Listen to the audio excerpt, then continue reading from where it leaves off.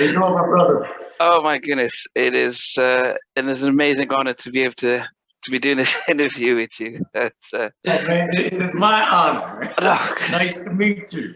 thank you very much. So it is about 3 o'clock here in the UK, Oh, and I know a lot of my viewers are eh, based in the UK, based in Australia, based in Nigeria, and parts of Africa, and in North America.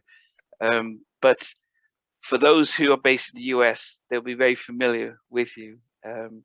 I went to college in the US in '92, and part of my orientation was to sit and watch BET and oh, to watch great. BET and to see you talking to my favorite artists, even the ones I never knew, like Jodeci, Mary J, when they were new. And so there was a magic to watching you making guests feel at home. So Oh, over this time, it's going to be, as I said, apart from yourself, Larry King, are the people that I admire as as hosts, as everything. So um, wow. yeah. So Well, as I thank said, you. yeah. But international audience, it's always great for us to start just where you sort of born and raised, and we start from there. Okay. Man, I was born in Motown, Detroit, Oh, Michigan. Oh wow. yeah. Yeah, I grew up under all of that, man. You know, which probably explains why I'm so into music, the music lover that I am. I mean, My, I grew up as a little kid, man, watching every Cadillac that went by, hoping to see Smokey Robinson or one of the Temptations or Aretha or one of their cousins. I would have been wow. just as excited, My you know. goodness. Growing up in that time, were they accessible? Unlike how artists are now, were they accessible? Could you see and talk to them? Or because I think we see the Motown office just seems like it was on the streets. Yeah, yeah. Well, you know what? I started in the business so young that they were accessible to me. I Okay. was on the radio. I started on the radio at 15 years old. Wow. And, you know, so Eddie Kendricks of the Temptations, I remember Eddie would come by the radio station and just hang out with me. He'd come by with a 6 pack of beer. I mean, I didn't even drink. I'm like 16 years old, you know, but he would just sit there. We're not interviewing. He's just hanging out. You know, that was Detroit at the time. I would play 3 or 4 Smokey songs in a row. Smokey would call on the request line. Goodness. He would call on the request line. Hey, Donnie, I'm listening, man. You playing my music. Same thing happened with Stevie. You know, I mean, that was just the magic of Detroit at that time, man. It was amazing. And the guys right before me, you'll love this. Because I started in 1969, the same year as the Jackson 5. Yeah. But the guys right before me would tell me stories about how the producers at Motown would come to the radio station like late at night, and they would bring acetates, which were test pressings of their songs, and get them to play it on the radio. And they'd run out to the car and listen to it because they wanted to know what it felt like on the radio before they did their final mixes. You Wow. know, so that was pretty cool, man. It was a cool time to be growing up in Detroit. You know, it was awesome, man. But then The how? first time I met Marvin Gaye, I was with Ronnie Banks of the Dramatics. And so we were going down the street. Marvin lived about 2 miles down from me on the same street. And so we saw Marvin going he was in the driveway, going to the house. And Ronnie said, man, let's stop and yell at Marvin. I said, all right, cool. I was 16. And so he introduces me. And Marvin says, yeah, man, I listen to you every night. I went, whoa, really? Yeah. I mean, but how did you get into? I mean, when you grew up, what was your dreams and aspiration? Was it to sing, or was it to what would you? What was your hope? Well, you won't believe it, but my original ambition, my first ambition in life was to be a Baptist minister. Okay. Okay. And somewhere along the line, George Clinton turned me out. And here I am. Oh, but how did that's a drum? I mean, during the civil rights movement and everything, and Martin Luther King. I mean, that's a dramatic shift from that. I mean, what was were you inspired by Dr. Luther King and others to want to be a Oh, Baptist minister? without doubt. I mean, when I was in middle school, I remember going around to classrooms on his birthday and delivering his entire "I Have a Dream" speech. Wow. Also had it memorized. you know, that's how much he meant to me. Every word of it, man. And, you know, but it wasn't just Dr. King for me. You know, from a music perspective, James Brown, get to assist with that. Curtis Mayfield, you know, when I was 14, that was when James released Say It Loud, I'm Black and I'm Proud. Yeah, yeah. And that was, I mean, like a turning point in my life, you know, because we used to be ashamed of that, you know, people, who you calling black, you know, that kind of thing, man.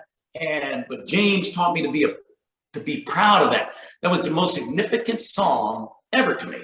Nothing could ever top it. It just completely changed, you know, not just my attitude. I think I speak for a whole lot of people with that, but that was a significant moment, you know. And then many years later, I was hanging out with Reverend Al Sharpton one night, and you know, James practically raised Reverend Al.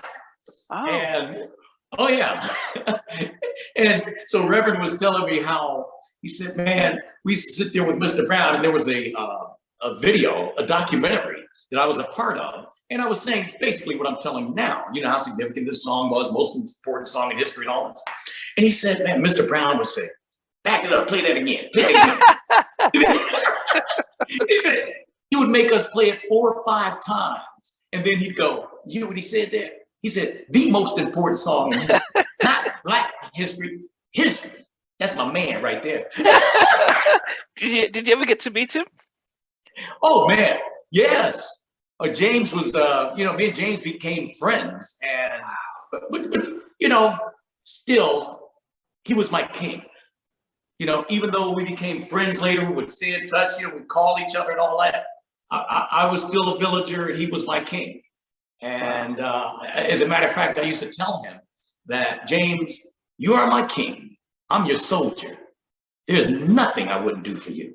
And I meant that, man, because of that pride that he instilled in me, you know. But to hear Reverend Al tell me that night, that story, to know that something I said meant something to him, was significant, man. But yeah, when James was, oh my God, James was just such a king. When he would come on Video Soul, I mean, it was just always such a special moment for us all. I mean, just a true legend, man. Yeah. You know, love that man.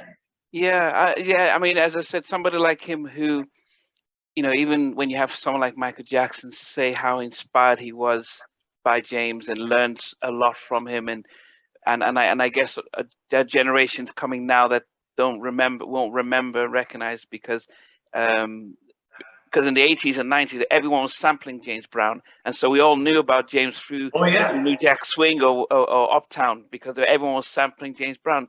So we got to know him then. But I think, the generations now need to be reminded about not only his music, but how he was a civil rights fighter in his own way. Yeah, what he meant to us was so significant, man. But you talk about, when he got out of prison, they asked me to host this concert in his honor when he went through his stuff and they got out of prison.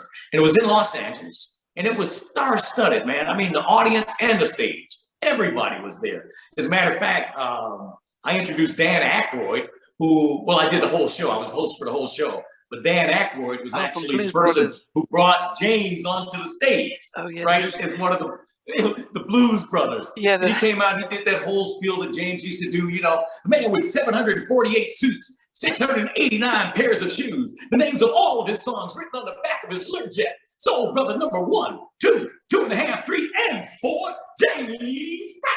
You know? Oh my goodness. It was awesome, man. But when James was doing, I'll never forget it, because all the young acts were, you know, in the audience watching and stuff. And I'm looking out there, man, and I saw New Edition sitting there. Wow. And James, when he did It's a Man's World, and he would, you know, it's what us old timers would call taking his time. He's lost in the wilderness. They were jumping out of their seats. They were going crazy, man.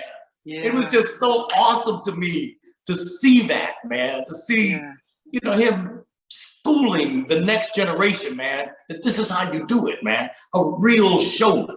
Yeah. Real showman, man. Yeah, and I think New Edition, as you have taken on that, because they're still one of our premier modern day groups that people still revere because of their showmanship, and it's great that you shared that story that they were there, because Yeah. we can see it now. Well, it's like, I mean, the other part, you know, New Edition, the stepping and stuff. I mean, that's a direct derivative of the Temptations of Motown. I mean, they were that level.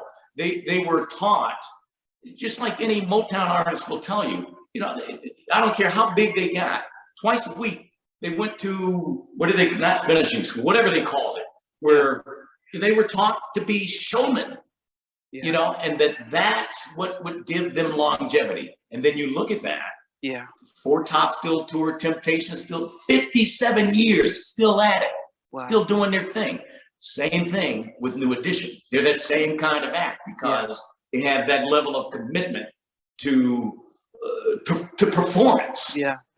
So I got mad respect for New Edition. Yeah. How did you get into music then at the radio at 15? Because that's I mean, I don't know how Detroit was because if the home of black music was in Detroit, it must be competition to get into radio, TV, and stuff. So how did you? Oh, yeah. Well, it's very competitive, but I was very, very fortunate, man. My mother owned a record shop from the time I was 12, Simpson's record shop in Detroit, a little mom and pop joint, you know, and people used to come in there all the time because I had this heavy voice. My voice changed the summer between 7th and 8th grade. And so people would come in the record shop and go, God, you sound like a DJ. You ought to be a DJ. You know, all the time. Was in one ear, out the other. I wanted to be a Baptist minister. But then one day she had a broadcast. One of the local DJs came in and did his radio show from the record shop. You know, they just had a little portable glass enclosed booth. And, you know, he drove up out front and they sat there for 3 hours and he did his show from there. So he invited me in to announce the specials. You know, we got the Temptations' greatest hits on sale this hour for $1.99, whatever. So, well, two things happened. People that heard me on radio, then they came in and go, man, you sound just like a DJ. I was like, wow, okay. But bigger than that was sitting there watching him with his headphones on, man, grooving to the music, man. I was just lost in it, man. I was like, I could do that. I could do that. And that was the very day I fell in love with radio. And the radio station that this guy was from was WJLB, and they had a group called the WJLB Soul Team Reporters, one reporter from each public high school in Detroit. And I became the reporter for my school. We recorded these little 60-second spiels that ran once a day. And, you know, it was, you know, seniors, don't forget cap and gown measurements are next Friday. We got a bake sale Tuesday. We beat Pershing High last week, 54-48. Our number one song is, and our lovers of the week are, you know, just high school stuff. Yeah. So, but because I had this heavy voice, I got so popular from doing it. And so they started putting me on weekends for like 3 hours on Saturday. And that lasted for about 3 months. And then they fired the guy who worked 8 to midnight, weeknights, and said, well, we need you to sit in for him for a week to give us time to find someone else. I sat there for 7.5 years. Yep, that was my break, man, at 15. You know, I mean, I was so young, man, I couldn't even do my whole show live because my show was from 8 to midnight. Yeah, you know, Lost Theater. I could work past 10:30. So I'd go to school, go to the radio station, record my last hour and a half. Then I had to go home and do homework, have dinner, go back at 8, do the show live from 8 to 10:30, and put up on tape and leave, you know. So, but what a blessing that was to get a start like that. You know, Detroit at that time was the 5th largest market in the country. You know, so usually, you know, you start in smaller markets and work your way up. Yeah. I started in the 5th largest market in the country, man. And had #1 ratings, just, you know, it was crazy. It was a crazy scene, man. It was just like, you know, I remember going to sock hops. the Temptations would, I'd call them. They'd say, yeah, man, we'll come by your sock hop. We got a, this little dance after school, and they'd come by and do a song for me. And, Wow. but I could never I could never announce my last song.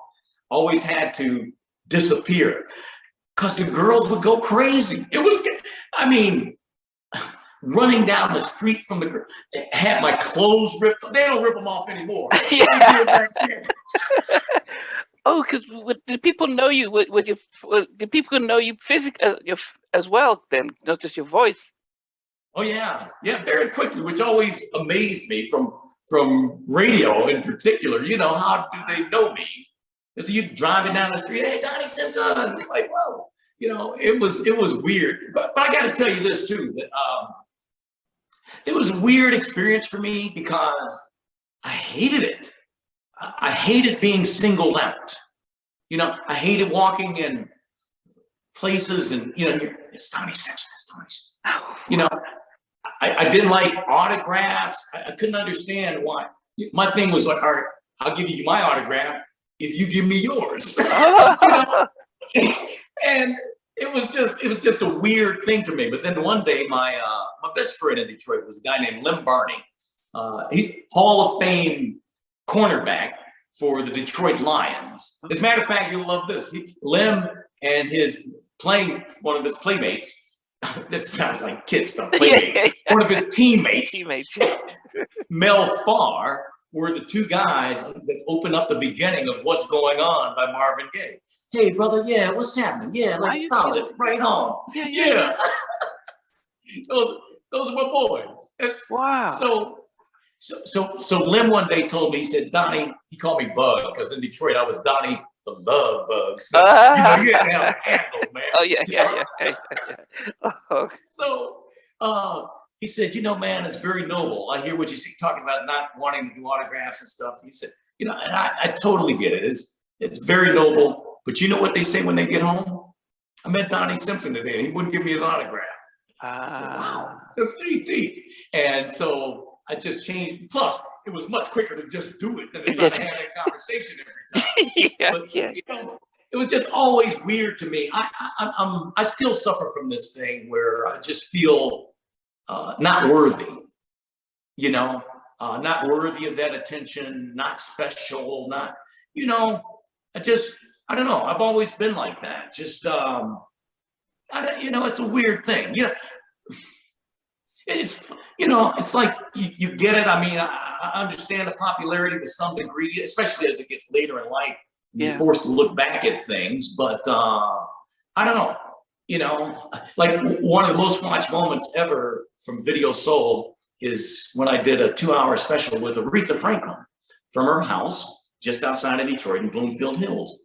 And sitting there at the piano with her, and she starts singing Curtis Mayfield's song, The Makings of You.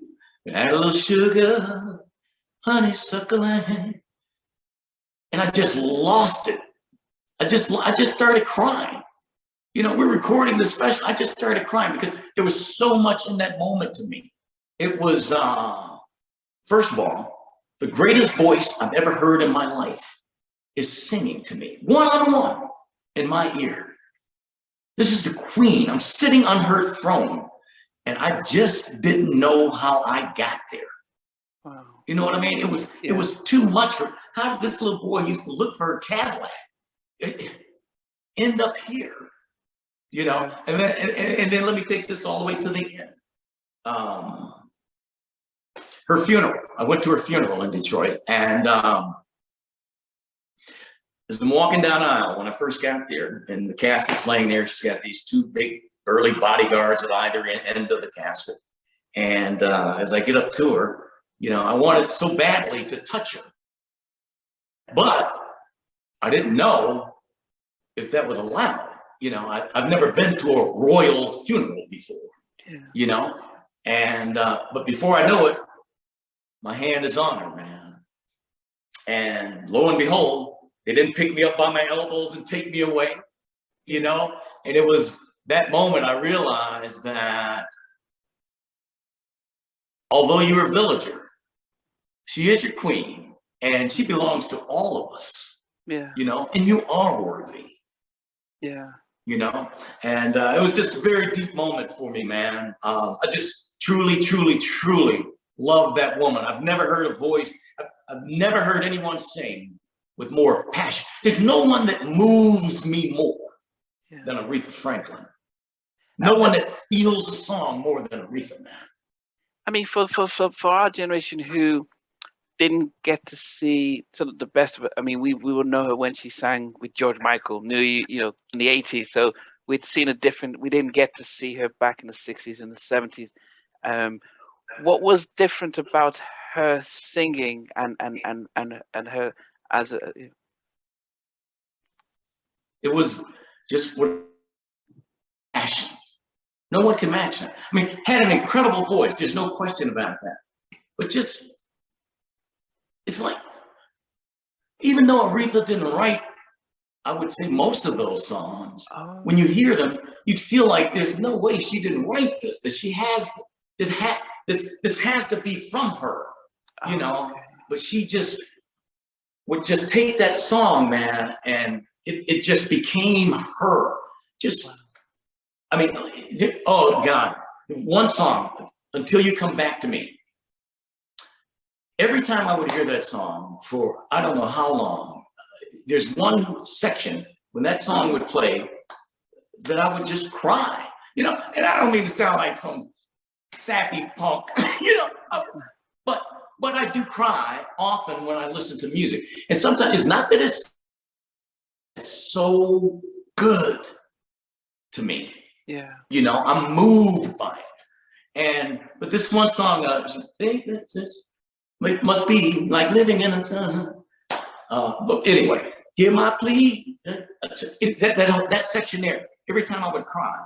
And when she died, the night before her funeral, Stevie Wonder was here in Washington, D.C. performing. As a matter of fact, they moved Aretha's funeral back to that Friday because of Stevie's commitment that Thursday, because they wanted him there. So they moved her funeral back one day to accommodate Stevie. So I'm at the concert, and I didn't know this. Stevie, at this point in the concert, acknowledges the Queen's death. And he says, I want to play a song. It's a song I wrote for Aretha. And he plays Until You Come Back to Me. And I go, I had no idea. And when he gets to that section, he lost it. He lost it. He just started crying. The same section I've been crying on for all these years. You know, it was just such a spiritual moment for me to, you know, friends too. And to learn of that connection that I didn't know. All these years, this thing has moved me so, but I didn't know that was one of the reasons why. This is Stevie too, you know. So no, you know, and I think one of the things that people, you know, that I always noticed when I used to see you on TV was that you had your famous sort of squint, but you always looked at the kid, at the, you know, whatever it's Jodeci, SWV, any of them, and you're almost as if somebody just, you know, somebody said, hey, Donnie, I want to introduce you to my friends, Jodeci. And you say, okay, and the way you interview them was very much like a, hey guys, how's it going? And, you know, these guys had just been signed, first interview, and you'd always make them at home, relaxed and welcome. And they didn't have to worry about you trying to corner them with some tricky questions. And that's what I personally used to look at and just be so mesmerized as to how you made people feel relaxed. And that's missing from, because now everyone's afraid of being cornered. But where did that come from? Because that's very natural. It didn't seem as if you went to journalist school to do that. I mean, where did that type of interview style come from? Well, first of all, let me thank you for that. You could not have given me a bigger compliment. That the two compliments that I've always appreciated most in my career from listeners or viewers was that, you know, thanks for broadening my ears. You know, that I play different music. Thanks for broadening my ears. But for guests, it was what you just said. Thanks for making me feel so comfortable, you know? And there's no trick to it. It's just as natural as could be, bro. I'm telling, man, let me tell you, Every single act that ever came on Video Soul, my producers would give me a bio and a list of questions. And I go, okay, thanks. Every time. I never read either. Never read either. You know, because to me, I felt like if I read the bio, then chances are that I'm going to ask them the question that they've been asked 1,000 times, because the bio led you to that anyway. Yeah. And what's wrong? It's just like what you just said. To me, there's nothing wrong with, hey, what's up, Luther? How you doing, man? Where are you from? That's how people start conversations. That's very natural. Where are you from? I'm from Philadelphia. Oh, Sixers fan? Yeah. Okay, man. You know, and then, you know, he's into whatever, wherever it goes. But I think that the biggest component to that is listening. Yeah. You know, it's listening, man. That's the key to it to me. If you watch any of my interviews, 9 times out of 10, the next question I ask is from something they just said. Yeah. You know, because I'm listening. Whereas you see so many interviewers where you say you got a list of questions that you got to get through, and no matter what, it's just going through the list. Yeah. I never wanted. It's supposed to be a conversation, man. You know, and when people say, "Man, when I watch Video Soul, I feel like I'm sitting on the couch with you and Jonas." Yeah. That's the way it's supposed to feel. You know, so it's. You know, it's not like you said. It's not something I was taught in journalism school or. You know, I mean, shoot, I was on radio before I got to journalism. Yeah. Yeah. I mean, but from that though, how did you transition? I mean, okay, before we talk about, because you've been 7 years at the station and you had Motown at Detroit, where the Jacksons and everyone was coming up. I mean, when does it stop becoming starstruck when you're seeing the Jacksons or and the Temptations and Diana Ross and everything, and it just becomes the regular people that are even actually looking for you to help put their music out? That's a very good question, and I'm not sure, and I'm going to answer it, but I think my answers would be conflicting. Okay. Because I feel like because I was around all of these people from such an early age, Yeah, that it's like the only life that I know. You know, I met Michael Jackson. Good God, Michael was probably, I know I was 16, and Michael must have been 14 or something like that, you know, when I first met Michael. So, you know, I mean, and I told you I met Marvin Gaye at 16 and Smokey and all these people. So, yeah, so it's hard to trip on that. Now, with that said, I still trip on that. You know, I mean, really, it's, you know, phone rings and my wife says, Donnie, Stevie's on the phone, you know, or Smokey, or, you know, playing golf out with Michael Jordan playing golf. You know, we would play every day when he was here playing in Washington. And, you know, while we're boys and you're not tripping on that all the time, there are times when you're there and you go, that's Michael Jordan. You know, I mean, really, it's like, so, you know, but with that said, I should say this too, that I have the same level of love and respect for that guy mowing the grass on that golf course while we're playing, or the janitor in the building, as I do for President Obama, who I see all the time, or Smokey, or anybody else. You know, I love people, just truly, truly love people. And I treat everybody the same. You know, that's what you see on Video Soul. When you see that eye-to-eye contact, when I said that, because I am genuinely interested in you. yeah. I want to know you. I want to know who you are. I want to know your kids. What's your story? You know, we were getting ready to write my biography, which is on hold now. But, you know, the guy that first presented the idea to me, David E. Talbert, I don't know if you know him, but, well, David is a great movie director and producer now. He's done some really good stuff. You should look him up. David E. Talbot. As a matter of fact, his last movie, Jingle Jangle, was done in the UK. And but he did Baggage Claim and some other really good movies. But he wanted to write my biography. And because we were telling, and I'll tell you this story too, because I was telling him the story of Elton John and Benny and the Jets one night. And so he said, you know, man, you need to write a book. Your story is fascinating. And I said, yeah, well, it is fascinating, only in the sense that everyone's story is fascinating. If you just sit and take the time to listen. I don't care who it is. I don't care who it is. They have a fascinating story to tell, man. Yeah. You know, and that's the way I look at it. I feel like, you know, it should be required that before you leave this earth, you have to put your book on the shelf. Yeah. You know? Yeah. What's your story? What happened to you while you were here?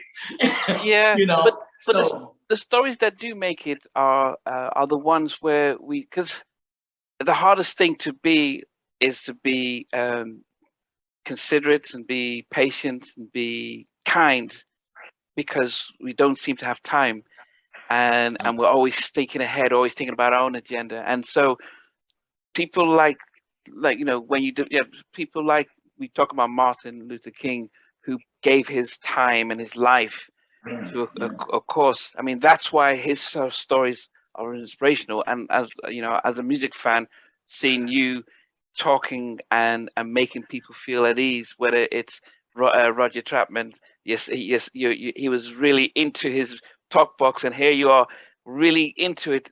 We're trying to make him feel like, well, this is important. This seems good, and so that's just patience, which most of us struggle with. And now I'm a therapist, so I'm trained to listen and to hear and to use that. So that's what I do when my 9 to 5 is being a therapist and listening to stuff. Yeah. And I use that when I'm doing this. But you know, but to see yourself, and Larry King is the same, but not too many people are like the two of you in that way of making a guest say, I'm listening to you, I hear you, and I'm not here to put holes for you. I'm just here to listen to you tell your story, and actually to make your story better than you think it could have been. Yeah, well, you know, I am there to listen. You know, I never participated in that kind of gotcha journalism, you know. But at the same time, if there's something delicate that we need to get into, I will. You know, I remember having Jodeci on once, and there were a couple of rape charges against a couple of the guys in the group. And, you know, everybody knew about it. This was a big story. And so right before the show, my producer comes in and says, well, you can't ask him about the rape charges. I go, okay. And then 10 minutes later, their manager comes in. Now, you know, you can't ask them about the rape charges. I know, I got it. One more time before they come out, producer, Donnie, now, you know, you can't ask them about rape. I go, yeah, I got it. They come onto the set. I said, you know, I got to ask you about the rape charge. Yeah, let's go. Oh, my goodness. I mean, first of all, to me, I just always felt like if you're going to restrict me, then don't come. There should be no restrictions. You know, I don't, you know, especially since I'm not that kind of journalist. That's not what I do. Yeah, you built that, yeah. People feel comfortable. I got you. But let's go through this. I'm going to ask you, because if I don't, then it looks like I'm not doing my job. Like, I don't know. You know, we have to address it. So, you know, but people feel comfortable with you, even with something that delicate, you know. So it was cool, you know. But, you know, that's one thing that I cherish, is that they do have that kind of comfort level with me, you know. And so that always makes for a different interview too, because of the level of comfort that the guest has with you, you know, and the level of respect. Yeah, but you built it. It's something that you've shown with every interview that you've had, and they go away knowing that. But how did you transition from radio to television? Yeah, well, I moved from Detroit to Washington, D.C. in 1977 doing radio, and were you sort of put, I mean, after 7 years at your station, were you sort of headhunted to, or was it just? Yeah. You'll love this call. I got a call one night on the, was it the hotline? Yeah, it must have been, I don't know how this guy got the hotline number. Maybe it was request line, I don't know. But says, hi, this big official voice, you know. Hi, Donnie Simpson. Is this Donnie Simpson? I goes, yes. Hi, this is Bob Henneberry from NBC in New York. And I went, come on, yeah, who the hell is this really? Because your boys would call you and, you know, because I'm radio, these are radio people. They'd call and put on that official voice and go, you know, yeah, man, this is Claude, man. I just called, what you doing later? You know? But this was legit. And he wanted to know if I was interested in going to this radio station in Washington, D.C., called WKYS, Disco 93, which right away from that title, I was like, yeah, I'm not interested in that. Because disco meant, you know, this, not that I had anything against disco music, don't get me wrong. A lot of it I love.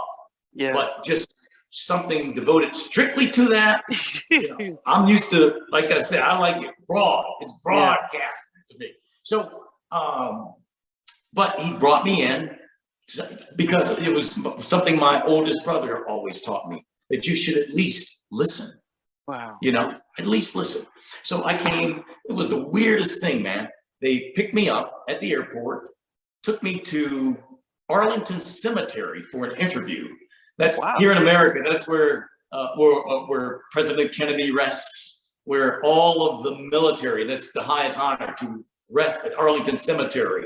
Wow. And I was like, dang, I really am in Washington, D.C. This is so clandestine. This is like a CIA interview. What? Arlington Cemetery. It was the weirdest thing, but they didn't want me to go in to the station because the guy that I would be replacing would put 2 and 2 together or whatever. Yeah. So anyway, the station was something other than just disco. And but the first year and a half I was here, it was a nightmare. I was ready to leave. As a matter of fact, I had a job offer to go to Los Angeles. And, but then they made me program director, which I didn't want to do. I just like doing my show. You know, that's always been the way. My way is, you know, I don't like politics. I don't like office politics. I'm in the back door. I do my show, and I'm out the back door. I'm gone. You know, all I want is the music and the show. That's all I want. Yeah. I don't know. Maybe it's wrong, you know, but that's what keeps me focused. That's the way I like it. You know, I come in, like, to this day, I have such strange things, man, but like, I will not listen to music until I get on the air, because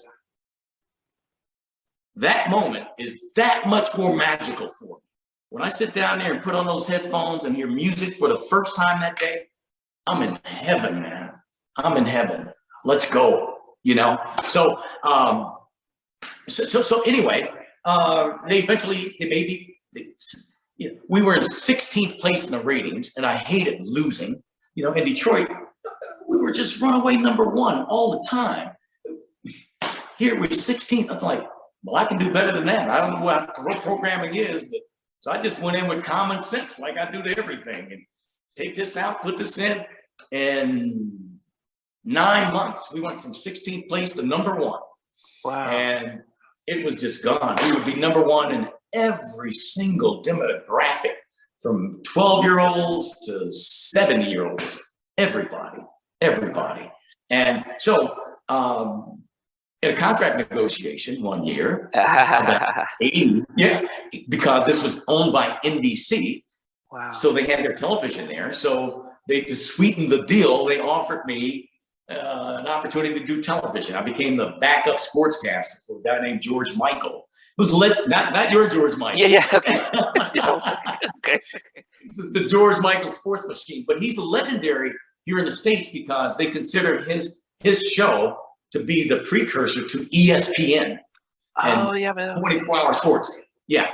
So anyway, I was his backup, and I did that for about 2.5 years. But during that time, I got a call from BET asking me if I would be interested in doing this show called Video Soul. At first, I wasn't, because I only have image to sell.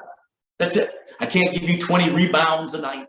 You know, it's just image. So I'm very protective of that image. BET in its infancy wasn't a very pretty baby. Yeah. Okay. But I thought about it for 2 days, and it came down to this, that this is our first Black television network. If you have something to offer, you have to do it. Yeah. Let's go. And I did it, man. And I'm so glad I did. You know, I mean, what an amazing ride that thing was. You know, but by the way, I had a show in Detroit. God, I must have been 17 or 18 years old. I had a TV show called, was it called The Real Side or something like? It was so bad my mama wouldn't watch it. Yeah. That was truly the beginning. But you know, but then the Video Soul happened, man, and it was just you know, Video Soul was so great for me. It put me in every nook and cranny of this country and in several other countries. Yeah. You know, and it's the reason I'm sitting here talking to you today in the UK. Yeah, but the question I had though is because if you're in Detroit, Motown, the music was still there even in the 70s. I know it slowed down a little bit in the 80s, but why make the move from the #5 market in the country to Washington DC? I mean, was that a hard thing to do? Well, there were some things that went into the thought process. Well, Washington was #8 at the time, but here's the #1 reason. I was making, I can tell you the numbers, $13,000 in Detroit, and they were offering me $28,500. Okay, yeah, more than double your salary. Okay, that's a big difference. But you know, again, at that point, you're young and don't know a whole lot. I didn't realize the cost of living was 3 times as much, and I was broke as hell. Plus, I lost my hustle. I wasn't popular. You know, people don't know you, so you're not doing outside things. And okay, so for the first couple of years, man, it was really lean, man, really lean. But what did you learn in that, though? What did you learn coming out of your comfort zone? Because you grew up in Detroit, you knew the market, you knew everything. So to come out of that comfort zone, right. What was it? And they knew me, and that's what I was worried about. This is home. You know, they remember when you had to take off to go to your prom. You know, you don't have that kind of advantage in DC. Yeah. But so I guess the thing I learned, man, is that, you know, we're more, well, it's something, was it Obama who said that? We're more alike than different. You know, I mean, wherever you are. And that if you're real, that's the thing that connects people, man. That's that vibe, you know, that spiritual thing that connects us all. People know what's real. They can feel it. They hear it. They can see it, you know. And, you know, I've always been me, you know. As a matter of fact, David was toying with the idea of calling my book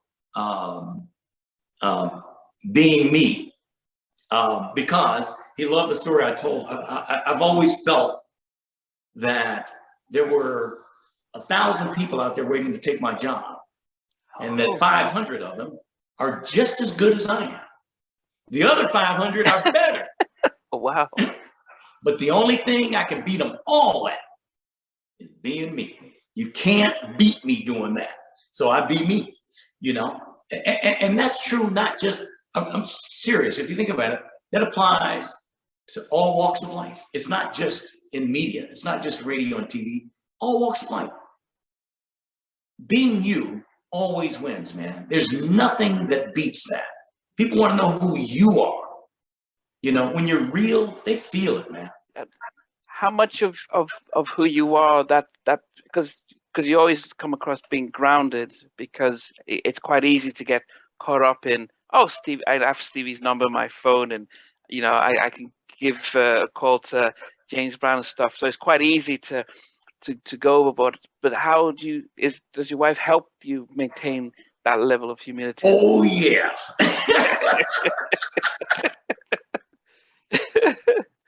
Oh yeah.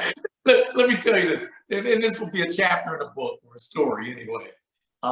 It was my 30th anniversary of doing radio here in Washington, D.C. All right, and the chapter would be called the perfect day. Okay. I go out to run because I was doing a morning show on the radio. So I got up early for my run at 4 and get back at 5. The morning paper's been thrown and pick up the paper. And there I am on the front page of the Washington Post. You know, Donnie Simpson celebrating 30 years on radio today. Wow. It was like that. That's, you know, that's okay. That's a heavy moment for me. So go do the radio show. We do it from this legendary place in DC called Ben's Chili Bowl. We've got probably 2,000 fans there with us to do the show that morning. That night, they have an all-star concert for me with Smokey Robinson and LL Cool J and all kinds of people, man. It's just crazy. Do the after party and everything, man. Get home at 2 in the morning, and my wife says, "Don't forget to take the trash out."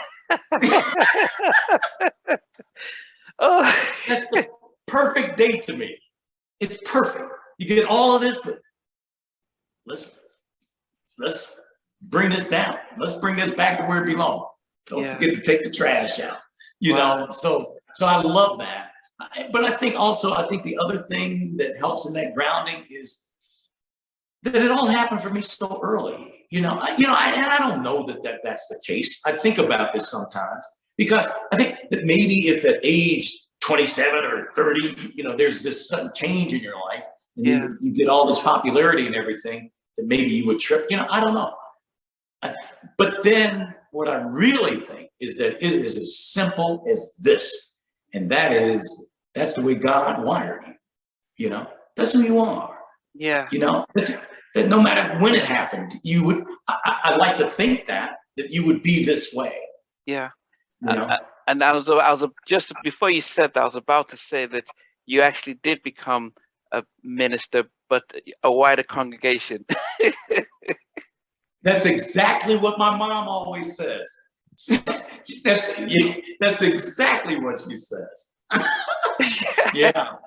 Yeah. And it's not so much preaching it's as simple as, see you tomorrow. God bless you. Yeah. Peace. Yeah. Yeah. I don't have to beat you over the head with it, but that I wish you well. The base that I come from. Where I come from. Yeah. And it's by it says by their fruits you'd know them, and that's the hardest part. I always say that we're always busy, we're always struggling with time, and we don't have the time and patience to be kind and to smile and to be considerate to other people. And that's being in broadcast. And I think most of us would, we hear the horror stories about on the camera and on the radio, everyone's nice, but when they're behind the scenes, they're the worst boss, the worst person around, and those stories we hear. But and I hate that because people expect you to be that. It's like, man, it always freaks me out when they go like, "Man, you're so cool, you're so down to earth." It's like, well, what'd you expect? But oh man, I was talking to Big Daddy Kane recently. I had him on my radio show, and he was talking about just the respect that he had. He said, because when I came here to Video Soul the first time, you treated me like a real artist. I was like, how else would I treat you? You are a real artist. He said, but at that time, man, he said, the rappers, we didn't get that kind of respect, man. Yeah. You gave it to me. And I was just, I don't know. It made me feel good and sad at the same time. Like, why would I treat you any other way? Yeah, back in those days, it was just yourself and Arsenio who really gave the opportunities to black music. Because Michael knocked down doors on MTV and around the world, but it wasn't happening for R&B acts or hip hop acts back in those. Not like now, where the Cardi B's hosting the LL's hosting the Grammys and Cardi's hosting American. But back then they couldn't get anything, and to see, and in fact that's probably why I wanted to find out about how it was working in BET back in those early days when they started off, because it must have been, I'm sure other networks weren't happy to see their black demographics being shifted to one station. So there must have been a lot of challenges for BET in those very early days, especially with you joining. Yeah. Well, then, you know, later you get like Yo MTV Raps. Yeah, they've really, You know, trying to siphon off some, you know, of what we do. But, you know, but what we did was 24/7, and it was from the heart. You know, we are of this. As I like to say, you know, we aren't just on safari. You know, we live here. This is what we do.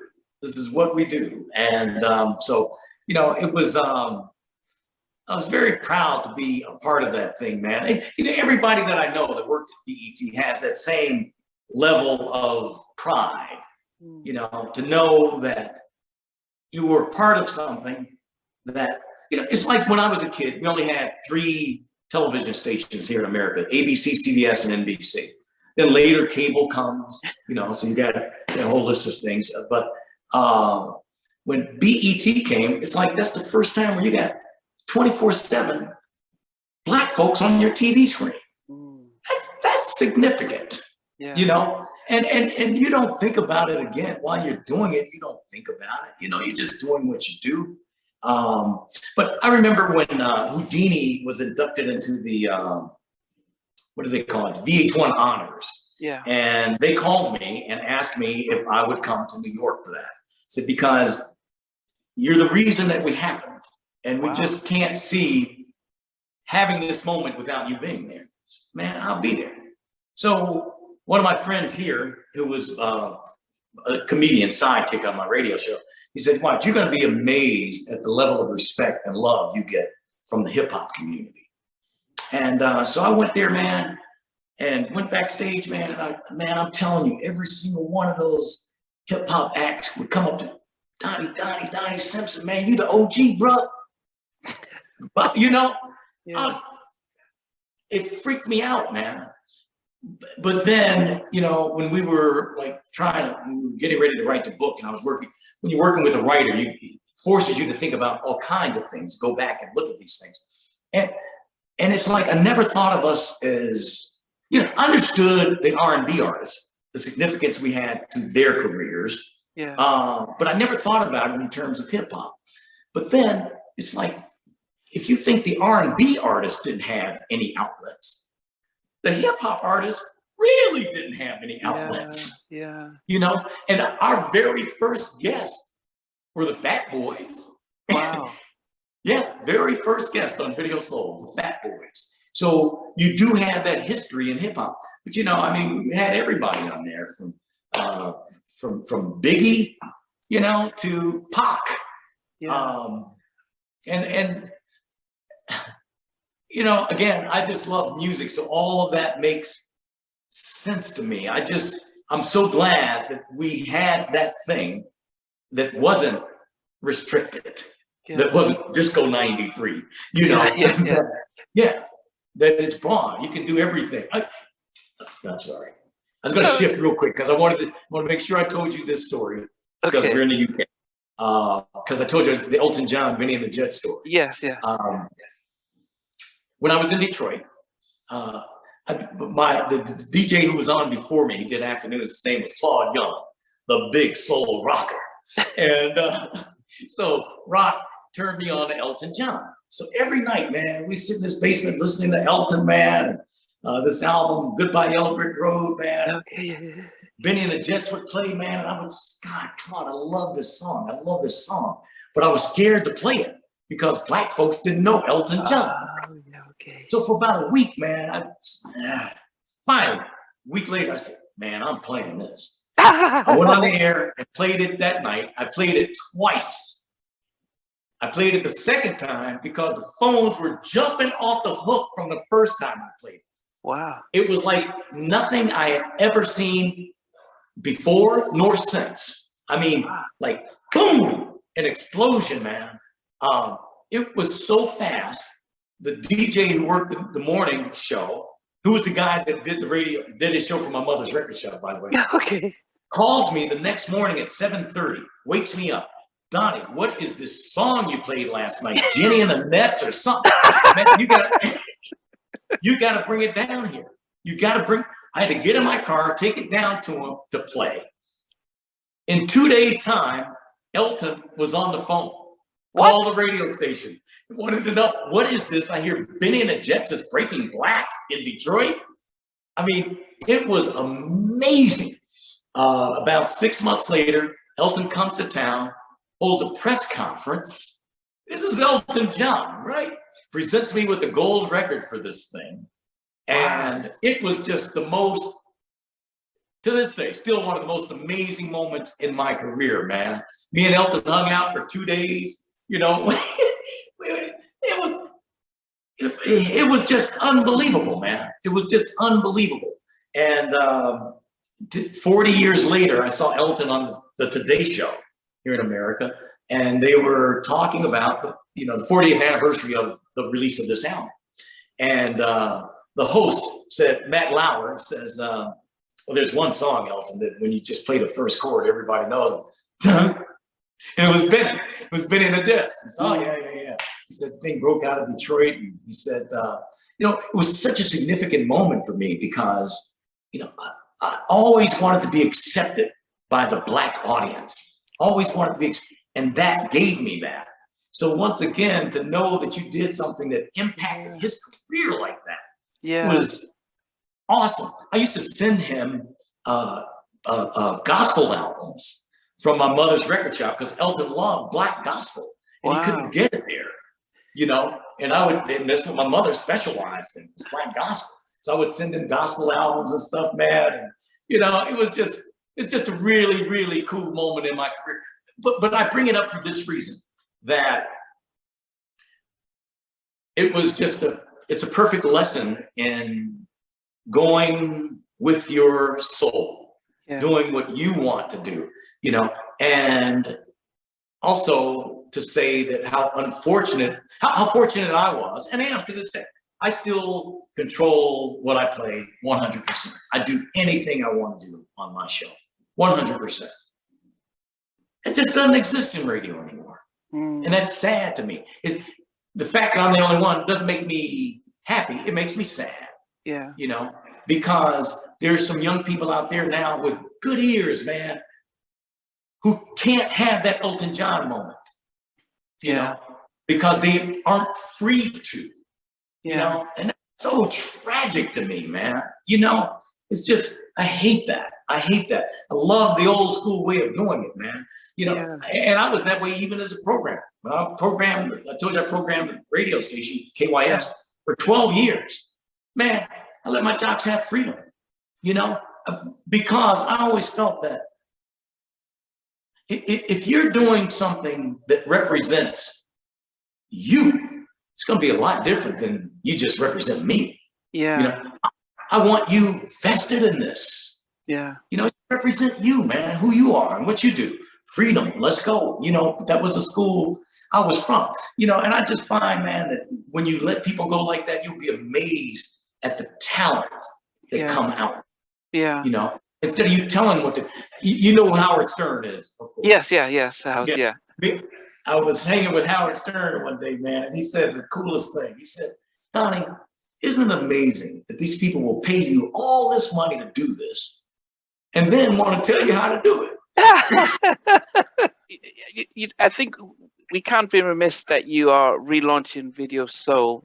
Yes. And one of the things I enjoyed when I saw you on Instagram talking about it is that this is stuff that you now own and stuff. Right. How did it come to mind to say, let me go and get the brand name and revisit it in this 2022, 21, 22 and beyond? Yeah, well, it was about 3 or 4 years ago. No, about 4 years ago when, I started a production company, Donnie Simpson Productions, and we were just talking about what projects we might do. And, I thought about Video Soul for many, many, many years. And, but then as we talked about it, it became clear that that's what we should do. Bob Johnson encouraged it too. Bob Johnson was the owner of BET. And as a result of that, became the world's first Black billionaire. And so had his blessings on it. So we checked, and they didn't they didn't own the name anymore. BET didn't, so I scooped it up. Okay. And, which I thought was great. I couldn't believe it was still out there and available for me, you know. But I just felt like it was appropriate that if not BET, then certainly me, you know, for Video Soul. But we decided to do this, and I just can't tell you how excited I am about it. It's gone very well. We the most magical moment was when we went to Atlanta, Georgia to produce the shows. Okay. And you know, for me, you know, I felt like I've always been a smiler. As a matter of fact, this is when I would write on employment forms and stuff at work and go, you know, like job description, smiler. Smiler. I wouldn't write DJ or announcer, I write smiler. That's what I do, I smile. But I never owned that smile, you know? And that's what I wanted now. I wanted to own my own thing. That I would get jealous when I would see plumbers pull up to my house and the truck would say Smith and Son since 1956. You know, it's like, wow, he's got something he can pass on to his, you know. So that's what this was about for me. Well, it was about that, and also creating opportunities for others. You know, the lack of freedom that I talked about. I want to create some things where people that want to express themselves can. Where you will be working with a company that understands that. You know, man, do you, baby? That's you know, that's me. And so, but when we went to Atlanta to do those shows, and I walked into that studio, and there's some 80 odd people there. I don't mean they were odd. I mean 80 plus people. Plus people, yeah.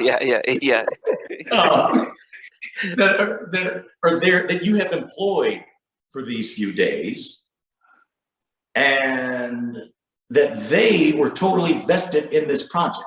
That two things I found: that they knew it was mine, and they were proud of that. And Video Soul means something to them. You know, they were so, I don't mean just the people that work there, but the audience members, everybody, man. It was an incredible feeling, man, that I'll never ever forget. So that's what we're doing. You know, it's right now it's available on Tubi, which is a free streaming service, but we're getting ready to take it broad to some other services. And there are other interests from networks that I can't speak on right now. But I'm very, very excited about that. I have a new podcast that just launched. And I saw the one you did with KC. So that's what I was going to ask about. The podcast as well. So I'm very excited about that too. That has been going very well. You know, it's not just audio, but we have a video component to it too. So you can watch us do that thing. And, you know, it's my producer and sidekick on my radio show said to me a couple of weeks ago, well, this was right at the end of the year, said, what an interesting year for you. You know, you have a new syndicated radio show, you brought Video Soul back, and you got a new podcast at 67 years old. I was like, well, you know what? I do work with AARP here in America, and one of their initiatives is called Life Reimagined. And what it talks about is the fact that life expectancy years have grown so significantly over the last few years. People live so much longer that long gone are the days when at age 62, age of retirement, you need to start sitting, you know, I got to quit my job and sit back and wait for death. No. Vibrant stuff to do. You got lots of years to live. And that's what this is about for me too, man. You know, doing stuff, staying active, man. I think that keeps you young. You know, I love being in the mix still. You know, you know, when I'm around my grandkids, it's always, so what are you listening to? Who do you like? You know, I always want to know. Even at 9, 10 years old, I want to know, who do you like? What are you listening to? You know, I never, always was afraid of falling into that bag of, you know, something that every generation says. They don't make music like they used to. you know, and it, you know, got the boogity boogity, you know, I mean, and every single generation says that. And it's true. They don't make music like they used to. They never have, and they never will. It's always changing. It's always changing. But So for if you somebody, don't, yeah, go ahead. huh? No, I So was gonna. Yeah, go ahead. you can get stuck in that. If you want to just stay stuck in your thing, that's okay. That's Yeah. fine. But when I hear people say, you know, man, I don't listen to rap. I don't know. So you don't know Biggie's flow, Nas's note, or Jay-Z's dope? Yeah, no, but listening to that though, because I mean, when we think about, you know, there's a lot of people who talk about, well, the '60s and Motown, that was the golden era. Then some would say, oh no, or if you didn't know the '70s, then you missed out. But then when we look at how R&B music is today, and somebody who's been in music for such a long time, I think, you know, Tank even tried to put a challenge, because we're struggling to get R&B in a way that we can appreciate. What are your thoughts though about the modern day R&B? Not hip hop. Hip hop, you know, they've got their own balance, but especially R&B, the way it is today. I mean, especially since you're as a DJ and live it. Yeah, yeah. Well, you know, the thing I hate about it is that I hate that there's a lack of outlets on the radio for R&B music. It's like they just play old R&B music. But, you know, I've heard songs from the Isley Brothers and Smokey Robinson recently, you know, that are good songs that don't have a chance to get played, you know, that don't get much play, you know, so that bothers me. But at the same time, man, I love like the Silk Sonic album. Yeah. And you know what, I look at that with great hope as to what that can do, because that's straight up classic R&B, man. Yeah. And it's so good. It's like, that's like the best album I've heard in 10 years, man. Yeah. I just love that album. And so to see these young brothers embracing this thing and taking it somewhere else, you know, that maybe that will help usher in more opportunities for R&B artists, is what I'm hoping for. You know, but you still, you know, you got her, and you know, there's still some people out there, man, that are really doing some great things in R&B. You know, so it's you know, I just miss the days. You know, I remember, you know, back in the 70s and 80s, when you would pick up the Billboard charts and look at the top 10 songs, and it would be the OJs and Lionel Richie right next to Ambrosia and George Michael. You know, it was all mixed. Yeah, and, I just always liked that. You know, that's what it should be to me. So if for thought, just as we were wrapping up, well, who would you? I mean, you mentioned Silk Sonic and her, but if you were to think of other male and female R&B acts today that you would recommend to this international audience to look out for, who else would you, that you're playing on your station, and you say, yep, look out for these guys?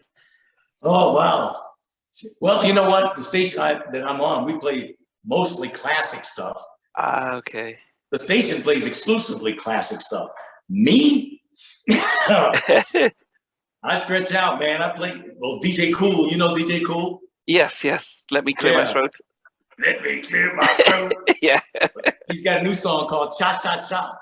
Okay. You got to check that out. It's like a classic group dance kind of song, you know? Cha Cha Cha from DJ Cool. Just Anderson .Paak, of course. Kendrick Lamar. You know, people don't expect me to be into that stuff. It's so funny. I remember running into Nelly one day. God, Nelly would be old school now. Yeah, 2000. But I was talking to Nelly, and I said, "Man, I love Nellyville." He's like, "Nellyville." I said, "Yeah, man, especially the line when you say, I can't remember exactly what the line is, but it's 40 acres and a mule, blank that stuff in Nellyville, 6-car garage, paved and smooth, 8 bedrooms and a jacuzzi." You know, And he looked at me like, how do you know that? That's not even a single. I said, man, I listened to the album, man. I like music, Yeah, so yeah. yeah. Yeah, And I do. When I play golf, I always have my headphones on, and it's always on random. And I don't know what's gonna come. And I'm telling you, you would think I was crazy if you could see the playlist, because it may go from Elton John to Biggie to Anderson .Paak to Vladimir Horowitz to Blake Shelton to Wes Montgomery. It could be B.B. King, anything, anything, and it all makes sense to me. It's just music, It's just music. God, the young girl that I love so much. Is it Jasmine Sullivan? Is it her? Is it I Summer love Walker? Jasmine Sullivan. Okay. Scissors. I can't believe I'm going blank. This young white girl, she's only 18 years old now. Not Billie Eilish? Huh? Billie Eilish? Yep, Billie Eilish. Okay. I love Billie Eilish, man. That one song just took me out the first time I heard it. I love you, but I don't want to. I mean, I even called Jimmy Jam about that. I said, Jimmy, how can this young girl write a line like that? She's not, I love you, but I don't want to. Maybe I'm wrong, but that just seems beyond her years to me. Yeah. That's the concept that, how could she, And, but I think she's someone that we'll see for a long time, man. I like Billie Eilish a lot. Yeah. So I'm just kind of all over the place. and that's good to know. I do wonder though, if you had your top 5 guests that you've had on Video Soul, the old one, who'd be your top 5? Because we all have our favorites, but who would make your top 5? And I'm sure all of their guests were great, but if you top 5 most Not memorable. all of them. Yeah. Okay. Okay. No. Yeah. Wow. I'd say James Brown. Okay. Aretha. The Temptations. Wow. When I had the Temptations on, man, it just happened to be on my wife's birthday.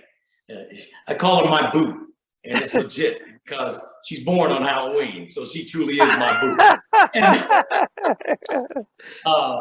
But that day, I said, man, and we did the show live, and I said, today is my wife's birthday, man. Would y'all do a song with me for her? And it's like, yeah, let's go. So I get up off the couch, man, and we do My Baby.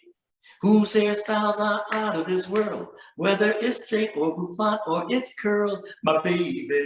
So I'm just up front, I'm just pantomiming. Yeah. When I hear these voices come from behind me, it's like, they're serious. They ain't playing. These are the Temptations singing behind me. What a moment that was, man. Wow. So I'd have to put the Temps on that list. Smokey. God, this list is going to go beyond 5. No, that's good. Keep going. No, that's right. Smokey, love Smokey. God, one of my dearest friends, man. I just love that man. Wow. Let's see. Frankie Beverly. Yeah, Frankie Beverly. As a matter of fact, the first time I came to your country was because of Frankie. Frankie was on my show. This was probably year 2 or 3 of Video Soul. And after the show, we were talking, and Frankie says, yeah, we're going to go to London in 3 weeks. I said, really? He says, yeah, man, we're huge over there. I said, really? He said, like the Beatles. You go like, yeah, it must be drinking. And he says, I'm serious, man. You should come see.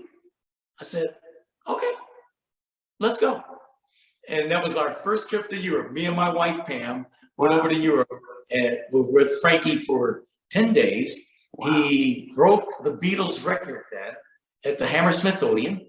Okay, Sold out 17 nights, I think it was. Wow. Yeah, I lived near, I lived near Hammersmith. Yeah, I know, yeah. It was crazy. I couldn't believe it. And it was so fascinating to me too, because this was the day we arrived. we went shopping, and twice in stores, people walked up to me, not knowing me or just going to see Maze tonight. Got my ticket. And they're pulling out their, it was, I mean, all the in every store, the radio stations were playing Maze music. Well, I could not believe it. And the most interesting thing about it, though, was that when I got to the show that night, to see the audience that was 85% white. Yeah, yeah. It's the reverse of that here in America, man. Yeah. It's more like 98% black in America. You know? Yeah. As a matter of fact, I had this conversation with Frankie one night, man. We were just kicking it. And I said, man, you know, I would never speak for you, Frankie, but I think I could speak for you on this. This is just something I think about. I said, our careers are alike in this way. We both have this audience, you know, like, you know, in America, I'm talking about in particular, black audience that knows you, love you, but there's this whole other audience, white America, really don't know you. I said, now, I think you would agree with me with this, but I would love to have the other part, but if I die with just this, I'm totally satisfied. He said, 1000%, man, because to know that your people feel that way about you, there's nothing that could beat that, man. Nothing. Yeah. You know, we just lost him to May. Yes, who did Juicy and yeah. I had just, his people had just asked me to record a birthday greeting for him, which I'd done not even a week before his death. Wow. And I hope he got to see it. I don't know. But in the video, I said, you know, I always loved it when you came to Video Soul because you came with not just something to play, but something to say. And one of the things that I've always remembered that he said, he was talking about crossover acts, black acts that crossed over. Yeah. And he was saying, you know, I mean, M2 May was a little militant. He said, man, you know, you can cross over, but at some point, you're going to need to cross back. And what you're talking about right now with Michael was one of those moments, you know, when he went through that stuff with the child molestation charges and all of that, he found that need to cross back, man. Cross back to people who have been with you your whole life, who truly, you know, like I said earlier, man, who are not merely on safari. Yeah. They live there. Yeah. You know, and so I was thinking about that just recently because of M2 May's death, man. And that's, to me, that's that moment, the need to cross back. People who got that genuine love for, and I'm not saying that white folks don't have love for him too. I'm not saying that at all.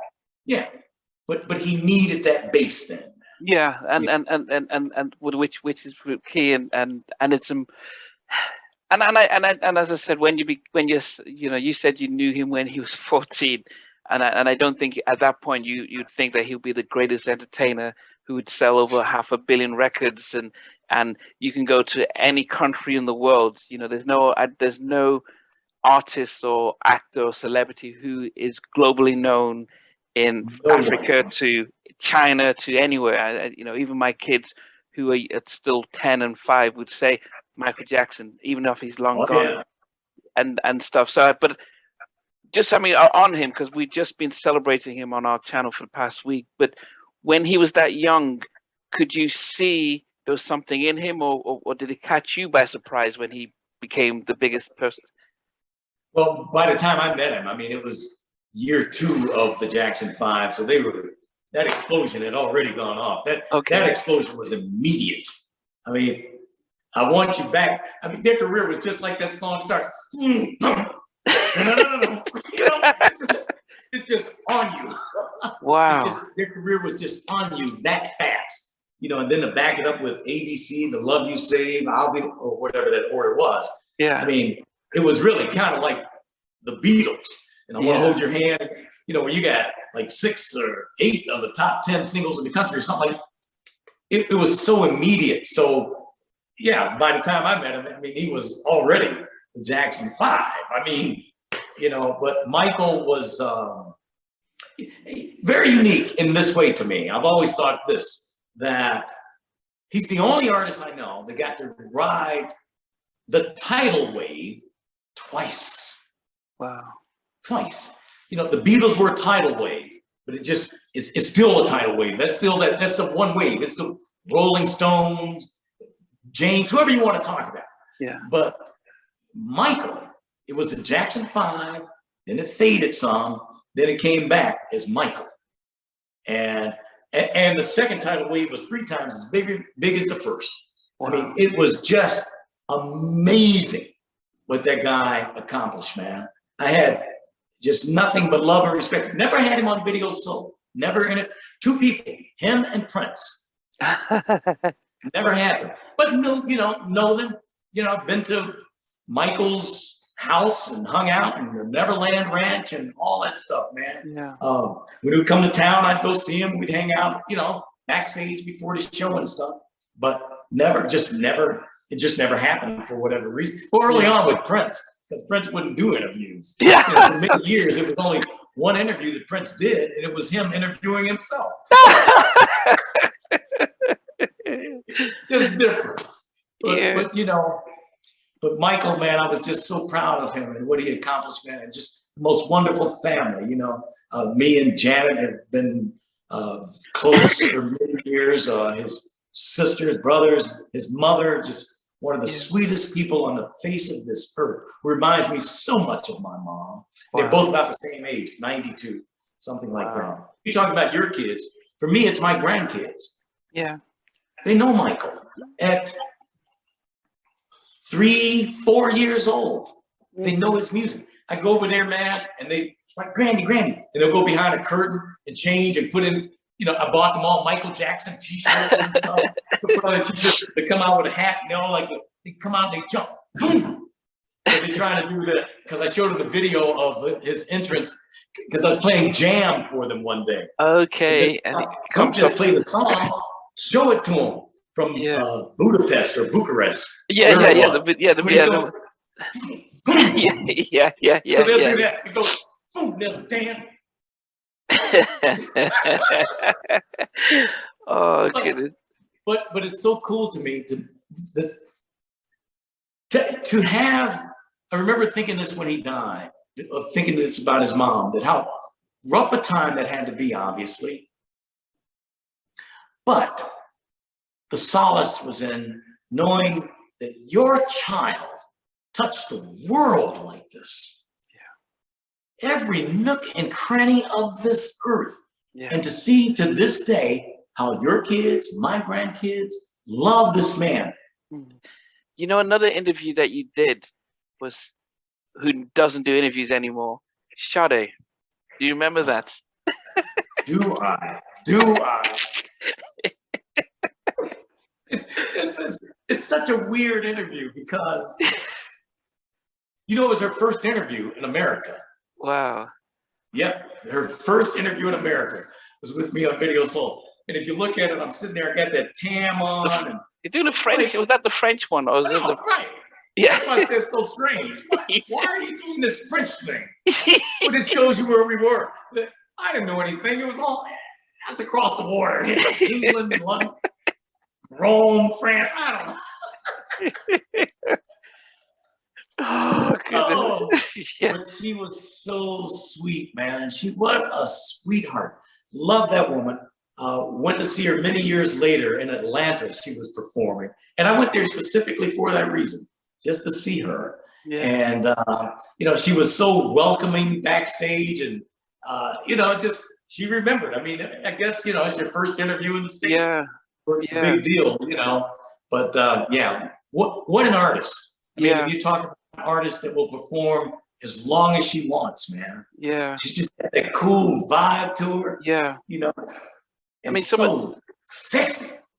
Somebody that's very close to her is Anita Baker. I mean, what are your thoughts about it, Miss Baker? Well, Anita's my home girl. Okay. Yeah, Anita's from Detroit, so that's okay.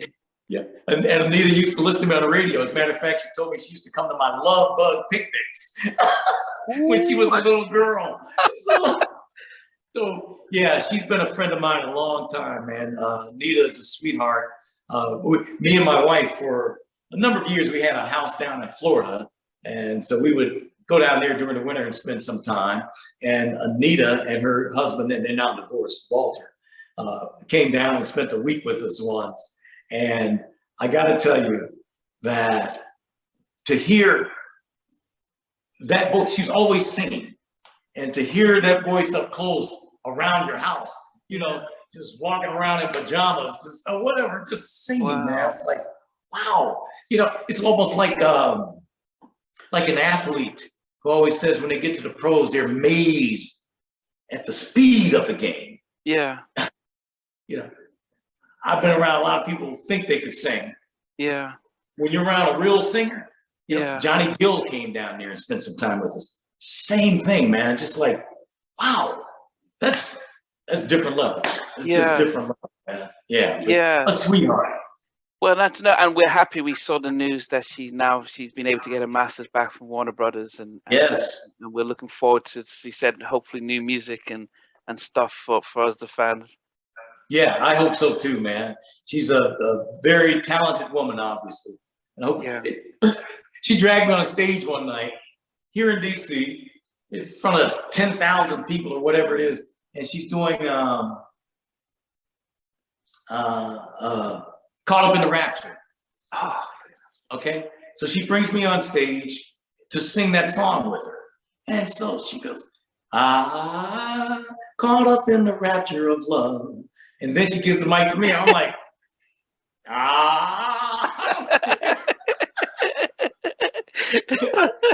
why do you let me sing the hook? Yeah. I was so embarrassed, so I kind of faded to the back, man, next to the bass player, paid a little fake bass, air bass, you know, trying to be cool still. But so when we get through backstage, she says, "God, I was so embarrassed. I was so ashamed of you. You're my homeboy. How could you not know the lyrics?" She said, "I did it in London just a few weeks ago, brought George Michael on stage. He sung the whole thing." I said, "Well, baby, two things. He's a singer and a writer." Yeah. I ain't neither. I thought you were. You couldn't remember the lyrics. I struggle with that. I don't hear lyrics. Okay. I just hear where a song is, the vibe overall. I mean, you know, I shouldn't say I don't hear lyrics. I don't hear lyrics like I would like to. Yeah. Like musician friends of mine, I know right away. They hear everything in it. But then I also do know musicians that don't hear lyrics as well. But you know, so Prince told me, we hung out one night, man. Wow, this is another one of your homeboys in this story. Wow, what a great story too. I did Video Soul, had David Bowie on as a guest. And so after the show, we were talking, and David was telling me he was going to Minneapolis to perform that Friday. This was a Wednesday. And I said, "Well, I'm going to Minneapolis." I was doing a Video Soul special. It was the reunion of The Time. Oh, Morris Day and Time, yeah. And so he said, "Well, why don't you come to the show?" I said, "Man, I'll be there. I would love to." So I called my boy, Sugar Ray Leonard. As you do. That's my boy. Ray's like best friend, man. And Ray, you know, lives around the corner from, or did. He doesn't anymore. He's in LA. But he went with me to Minneapolis for this.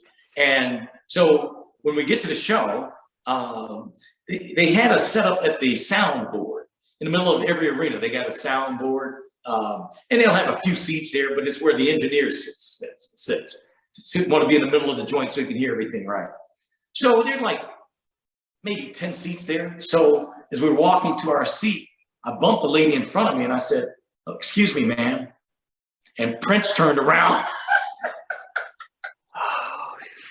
I said, "It's cool, Donnie. It's all right." I said, "Oh, I'm sorry, Prince." He said, "No, it's cool, man." Oh, goodness. It was so funny. So a couple minutes later, he turns around and he says, "Hey, Donnie, you and Ray should come to Paisley Park tonight. We're having a party tonight."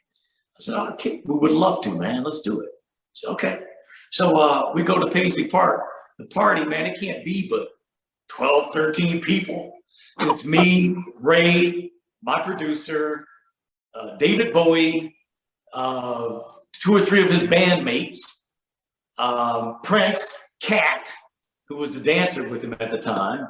And that's probably about it. And he plays the Black Album. That's what he's playing that night. And that album was notorious because it didn't exist. You know that story for a long time. It wasn't out. And so I said to Prince that night, I said, man, this is such a groove, man, you know? And 3 years later, I run into him somewhere, we're talking. And he says, you know, you're the reason the Black Album didn't come out, right? Huh? I said, why? What do you mean? He says, you remember what you said that night at Paisley Park? You said, this is such a groove. And I was about so much more than that. Wow. And that was deep. And I said, I don't know if he means that, if he's just telling me that, you know, but he remembered it because that's what was said. And but then years later, I would think about it, I said, God, you should have thought to tell him, Prince, you shouldn't have given what I said anyway. I don't hear lyrics, bro. Yeah, but I think that's the difference between him and Michael, because he seemed to be invested in his music, and it's probably something you said that how he interpreted that. Yeah. So it wouldn't have been. Yeah, so it doesn't matter how you try and get out of it. It is how you received it. It's probably the kind of validation he was looking for before making a decision about releasing it. So that's an appreciation that he took what you said more than anything else. I mean, that's an amazing. Yeah, right. I had this conversation one night with Frankie Beverly, and it was just about, I was telling him how all my life I wished that I could hear just for one night with Stevie's ears. Just one night, I would like to hear music with Stevie's ears. And Frankie said the most interesting thing. He said, for one night, I would like to hear it with your ears. He said, because I listen to music so technically. Yeah. You know, I'm listening and I'm going, oh my God, why would they do that? Why would they play that chord behind it? I'm picking it apart. You're just lost in the groove, man, where it is. You know, that's what you feel. I would love to hear music. That's like, wow, I'm thankful for what I got. I'm glad, you know. Yeah. And especially because you've had it for, you know, you've gone from Motown, through all this stuff, and you have a very different appreciation, which is why we like radio DJs, because you introduce us to stuff that we don't know, and you give us, say, look, open your mind, or you know, to something different. When people feel like they have all the music that they can stand in their phone, you know, you got all the streaming services and all of that you don't need radio, you know. But what you just said is so important. A presenter, I think that, do you still call them presenters over there? Yeah. Yeah. Someone to present it. Yeah. Someone to present it, to tell you a story, to set it up, or to say, hey, this is something I just heard. Check this out. If you like it. Or even if it's something old, why I like this song. What, you know, you can just play the song, but it's a whole different thing when you got someone packaging it.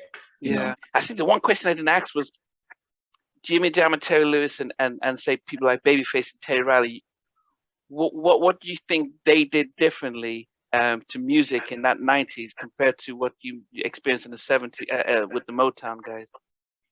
Well, like everybody before, they just did different sounds, man. It's you know, you would know when you heard Jimmy Jam and Terry Lewis. Yeah. You know, even though it's not them performing, it's Janet or Force MDs, Human League, could be anybody. But that snare snap, it was just a different sound that they created. Same thing with Teddy, with the New Jack Swing, man. Just, you know, but then it's the same as the guys before them. Motown, with all of those guys who were Motown. When you heard a Motown record, you knew that it was Motown. When you heard Philly International, Kenny Gamble and Leon Huff. Yeah. a unique sound, you know. And I wish I were able to answer your question fully. I don't think that I could because I'm not a musician. Yeah. But maybe they could explain why. Yeah. I don't know why. You know, I don't know why. I just know that it felt different, you know, and that these people had a unique style. You knew their music when you heard it. Yeah. You know, I mean, almost like a voice, like, you know, like hearing a Marvin Gaye song for the first time. Like, you didn't need anybody to tell you that was Marvin. Yeah. You knew it, you know, but that their sounds were that unique. How they create that, I don't know. I mean, and I would be in the studio with Jimmy and Terry, man. Oh my God. I can remember sitting many nights in Minneapolis, sitting there with them. And I'm an early riser because I always did the morning show on radio. Yeah. So I can't, you know, we always lived on the opposite side of the clock. Yeah. I used to call Jimmy and Terry in the morning on the way to work, knowing that they would be on the way home from work. Wow. At 5 a.m. Seriously, especially when they moved to LA because it's like 2, 3 in the morning. But man, I would be sitting there in the studio and, you know, I'm falling asleep because it's, you know, first of all, they're an hour behind us, so it's already late for me. Yeah. So I'm falling asleep. So I'm in and out of sleep, man, and I hear just a little drum beat, you know. The next thing, little something on top, and by the time I fully wake up, man, 2.5, 3 hours later, it's a full song. I'm like, wow. How do you do that? Yeah. And that would just be Jimmy. That's just Jimmy in there just doing what he does, man. I have to, I mean, what they did with Alexander O'Neill, Sherelle, Janet, Sounds of Blackness. The one thing I would say when I listen to Jimmy Jam and Terry Lewis is that they're the ones who are, you know, they even did stuff with her. But sometimes you don't even recognize that they're on the track, especially now. Right. I don't know, right. but I don't know. You've known them for a long time. Do you think it's the friendship between Jimmy and Terry that enabled that magic to come out? Because they're the only ones who, because Babyface will admit that LA they were bandmates, they weren't best of friends compared to, say, Jimmy and Terry. Do you think that has something to contribute to just the magic that they can put out? I do. I think it has a lot to do with that. I mean, they are truly brothers, man. Just, you know, I mean, all these years, you probably know this, but, you know, all these years, there's never been a piece of paper between them. There's no contract. Wow. You know, there's no contract. We said we're going to do this. Let's do this. You know, I remember very early on, Terry telling me about Jimmy. Wow, when they got their first royalty check. God, I hope they don't mind me telling this story. I don't think they will, but it's what happened. It's what he told me. They got their first big royalty check. It was like $15,000 each or something like that. And all Jimmy had been talking about, man, for months was a Corvette. He wanted a Chevrolet Corvette. And Jimmy, when Terry got his check, he gave the whole thing to Jimmy. Jimmy got his check, he gave, hey man, I don't want you thinking about cars, man. I need you thinking about music. Wow. You know, I mean, Terry's told me once, he said, Donnie, I'm telling you, man, he could have my skin if he needed it. And he means that, man. That's how close they are. So I don't see how that can't impact the music that we all get from them. It's a relationship, man, that I just envy. You know, I think that anybody in business what would you get? Wouldn't you give to have a relationship like that with your partner, that you can trust him to that level, man? Wow. You know, yeah, man. You know, they have integrity, and that's, like, to me, one of the most important things you can have in life. I don't know anything more valuable. Yeah. Integrity. You know, that leads to respect, but integrity, man, that you, well, conviction that you know who you are. You only do things a certain way, you know, and people can trust that. They know who you are. You know, I can't say enough about Jimmy Jam and Terry Lewis. They're the only guys that I've ever met in my life that, from the day I met them, I felt like we went to elementary school together. Wow. Like we were old friends instantly. I've never met anyone else like that. Just Jimmy and Terry. It's Wow. like, you know, it's just these kindred spirits, you know, just, yeah, man. I love them guys. What's your favorite song by them? Oh my goodness. Yeah. Oh my goodness. It's just like, it's like that's my favorite Stevie song. I could narrow it down to a list of about 100. Okay. Your top three, No, Jimmy and but Terry. I Three would, then. Okay, if you can't do one. wow. Well, I will give you one. I know theirs. Theirs is Optimistic. That's the most Wow. significant song in the Sounds of Blackness. In any interview, they will tell you that. That's, yeah, without doubt. But for me, I would probably say Alexander O'Neill, Crying Overtime. Wow. It's the one that I listen to most. You know, I don't listen to music much at home. But every now and then, man, I'll get in bed and I'll listen to something. And it's always, it's 3 songs. It's like it's one of 3 songs that I would listen to. And this has been the case over the last 10 years, probably. One is Crying Overtime. And I don't know if you know the song. If not, you should listen to it. I will listen to it. It's such a great late night song, you know. Long after your tears have dried, I'll be crying overtime. Wow. So the other one, Ooh Baby Baby. Yeah. And the third is Susan's Song by Al Jarreau. Wow. It's just a great late night song. It just moves me. It's a song about, it's a song about, you know, not giving up on love, you know, of trying this thing again, although you've been hurt, you know. And it's so funny because Crying Overtime is the same kind of thing, you know. It's love hurt me song, and that's not why I'm listening. That's not the situation I'm in, you know. But I don't know. The songs just move me for some reason. But when you hear Al Jarreau sing this song, you know, he says, Susan, I've been blind a long time. He says, sometimes, if you're not careful, a little hurt, a little pain makes you blind to the real thing once it comes along. You know, I mean, you know, I've been blind. It's unbelievable, man. It's just, he's trying to work his way out of this shell. He's been hurt. He's trying to work his way out of this shell, man. It's a good song, man. And now I am going to listen to those. So as we end, one of the questions I always ask my guests is that if you were stuck in an elevator and you had to, it was going to be 2 or 3 hours, and they said we can play a movie for you. Halle Berry.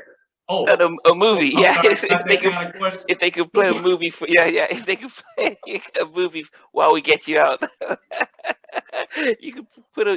I'm sorry, I should let you finish the question. Yeah. What movie? Yeah, Mr. Dalvin from Jodeci did the same thing, thinking, "Oh, who'd want to be stuck in an elevator with?" No, but I was thinking, they could. Yeah, we're gonna get you out. It'll take about 2. It could take 2-3 hours. We'll play a movie. What movie would you say? Yeah, put it on. This would be your favorite movie, kind of thing. Without doubt, it would be The Temptations. Oh, that TV movie. Yep. Oh. The Temptations, man. When I travel, I carry 2 movies with me: The Godfather and The Temptations. Wow. And that way, I don't care where I go or how long I'm gone or what country I'm in. If they don't speak English or whatever, I'm good. Yeah. I got my entertainment. That's how much I love those 2 movies. I just, as a matter of fact, you know, just during Christmas break, my wife always talks about, how do you watch the same thing over and over? You know, it drives her crazy. I could not tell you how many times I've seen The Godfather. Yeah. You know, I've seen it, and I have it in every configuration. You know, The Godfather, Godfather 2. I don't have 3. Okay. Godfather, the saga, Il Padrino. I haven't bought it in Rome. You know, I got it in Italian. Wow. You know, still, when it comes on TV, I'm surfing, I'm going, oh my God, Godfather's on. I watched 1 and 2 twice over a 2-week period while I was on vacation. Watched the Temptations twice. I just love them. I love those movies, man. But the Temptation, how much of, because I love the film and I loved it based on Otis' perspective. I have it. It's one of my favorite biopics ever. How, knowing them and being grown up with them, how true was the biopic film to, because we saw about with Paul, his very tragic story about the talent he had and stuff. But when you watch it, does it seem familiar from what you remember growing up? Well, from what I knew, yes. Yeah. I didn't know it like Otis did, of course, but it's his story. It's his story. And I remember talking to Otis. Wow, it was the week that it showed on TV for the first time. And I'll never forget this one thing that Otis said. He said, "Man, you knew rough. That was rough, wasn't it?" I said, "Yeah, man, David Ruffin." Yeah. He said, "Man, Leon killed that role." Yeah, Leon, yeah. He was David Ruffin, man. Felt like David Ruffin could walk into this room after seeing that movie and you go, "Man, you ain't David Ruffin. That's David Ruffin." He was that good. Leon was unbelievable as David Ruffin in that movie.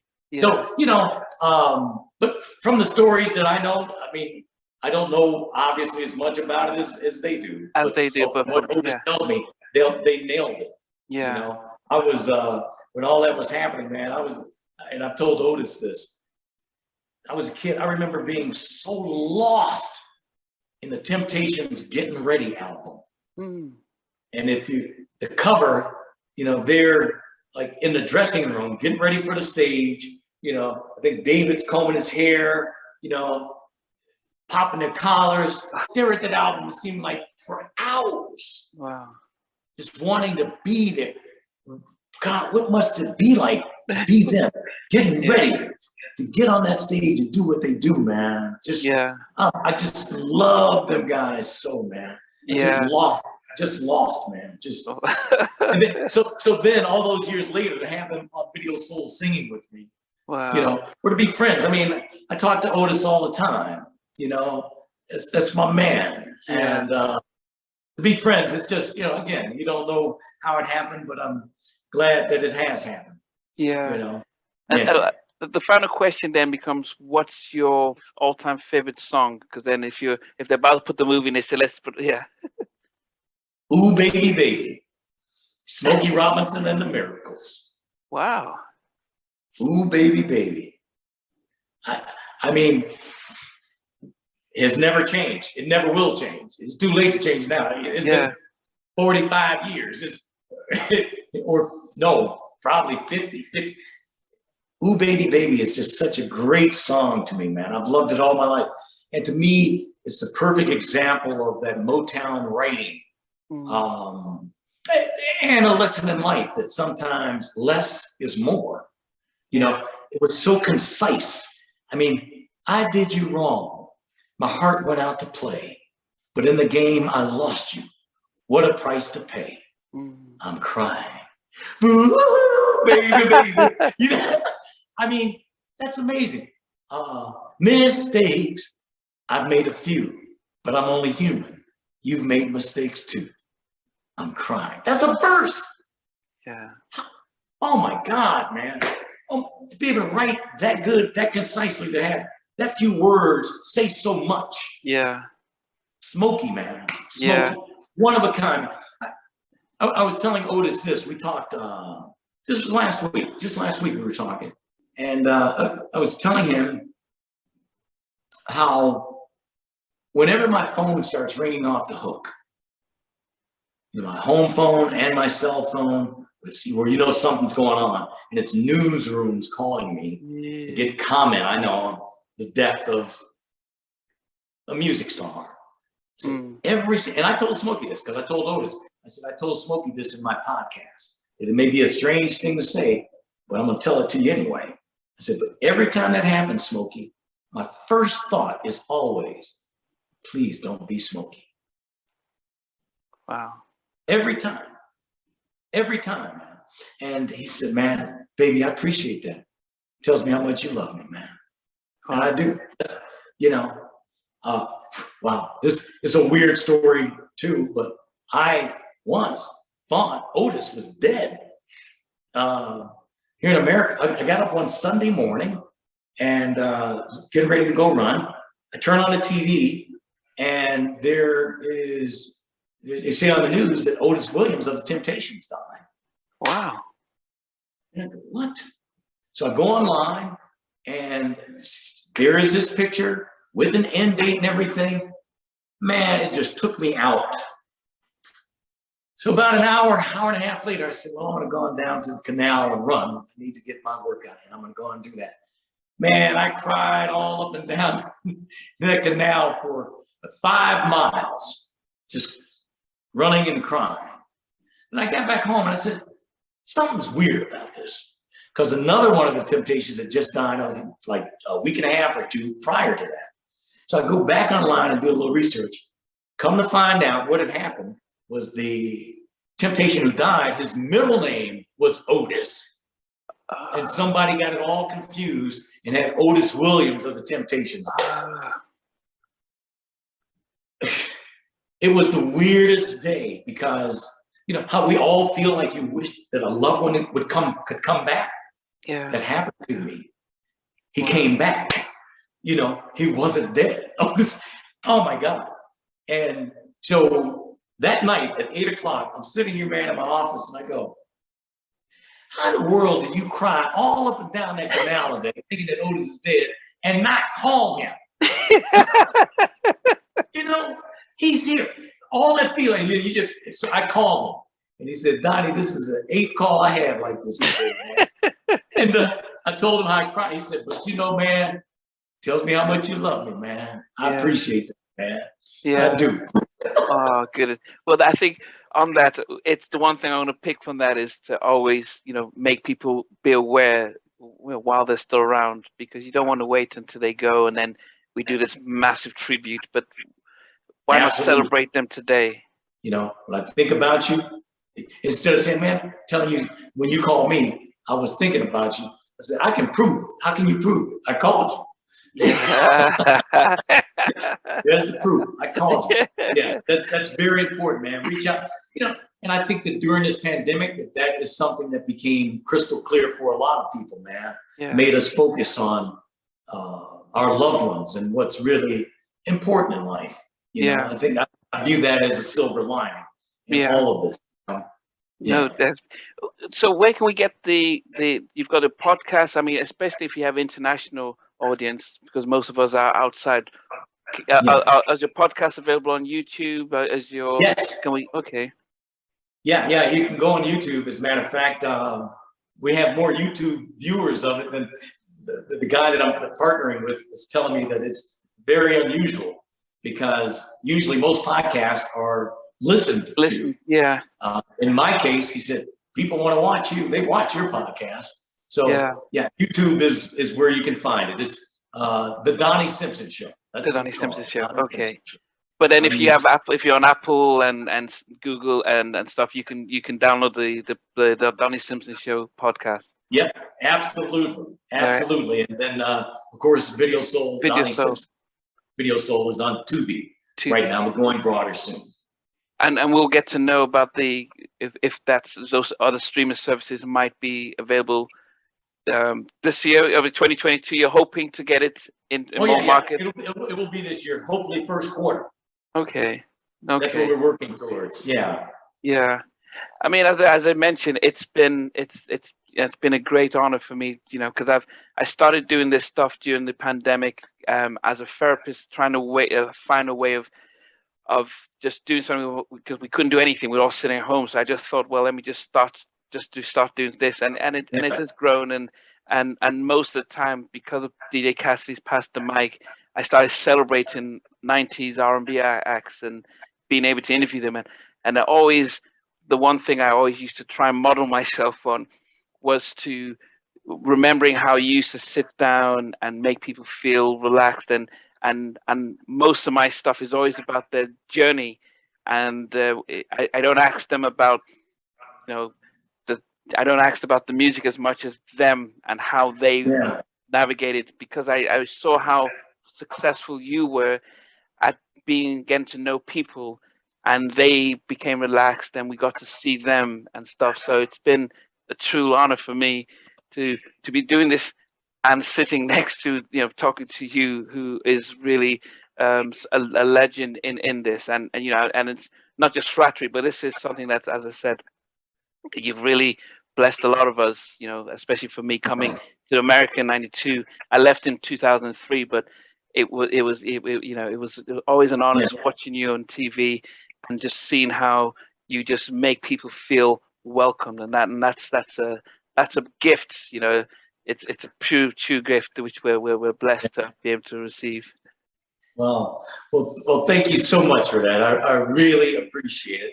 But I want to tell you this, that when I was first presented with the invite to come on and do your show, there were a couple of shows that they sent so I could see what it was. Okay. And I felt the same thing about you. I was like, absolutely, I want to do this. And it was because of your personality, man, because of the warmth that I saw. The episode I saw with you and Dawn Robinson in particular, okay. Yeah, I was like, I love this guy.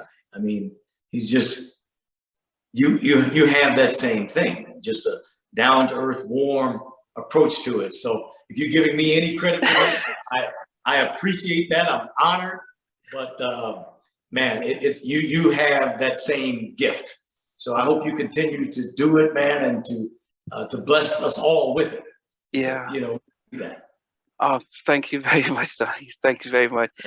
Thanks for watching. Please remember to subscribe to the channel, but most importantly, to press the notification bell so that you can be notified when we do have a new interview. Loads to come, but thanks a lot for watching.